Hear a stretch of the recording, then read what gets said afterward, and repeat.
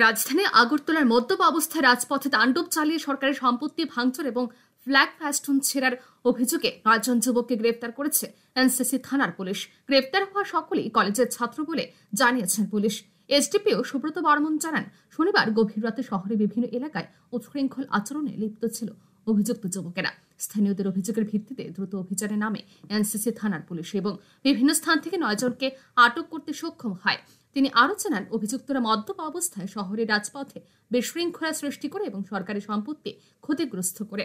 ঘটনায় নির্দিষ্ট মামলা রুজু হয়েছে এবং তদন্ত চলছে। পুলিশ জানিয়েছে, এদের বিরুদ্ধে কঠোর আইনানুগ ব্যবস্থা নেওয়া হবে। শহরের আইন শৃঙ্খলা বজায় রাখতে ভবিষ্যতেও এমন অভিযানে পুলিশ কঠোর অবস্থান নেবে বলে জানিয়েছেন এসডিপিও সুব্রত বর্মন।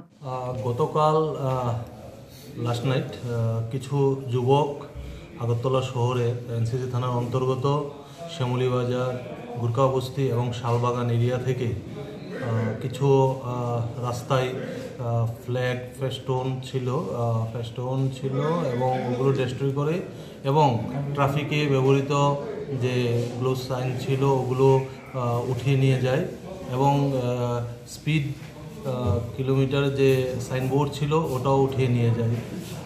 এটা সংবাদ মাধ্যমে ভাইরাল হয় এবং পুলিশের নজরে আসে। পুলিশ সঙ্গে সঙ্গে সিসিটিভি ফুটেজ খতিয়ে দেখে ওদের আইডেন্টিফাই করতে সক্ষম হয় এবং সেই সুবাদে আমরা 9 জনকে আটক করি এবং ওদের প্রত্যেকে কনফেস করেছে কালকা ওরা মদমত্ত অবস্থায় এই কাজটা করেছে এবং আমরা একটা স্পেসিফিক কেস রেজিস্ট্রেশন করেছি।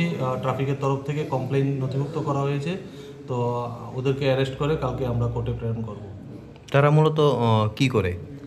প্রত্যেকেই বিভিন্ন কলেজের ছাত্র। মূলত ছাত্র কি কারণে কেন এই ঘটনাটা ঘটেছে তারা কি কিছু বলেছে?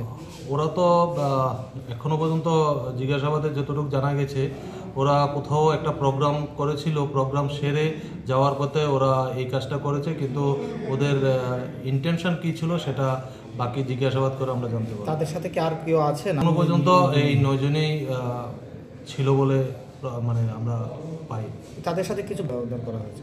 হ্যাঁ, আমরা দেখছি ওদের সাথে বাইক এবং গাড়ি কি আছে আমরা সেগুলো ডিটেন করব এবং ওদের যে মোবাইলে ক্যাপচার করা হয়েছিল ভিডিও ওগুলো আমরা সিজ করব। Bureau report, RE news.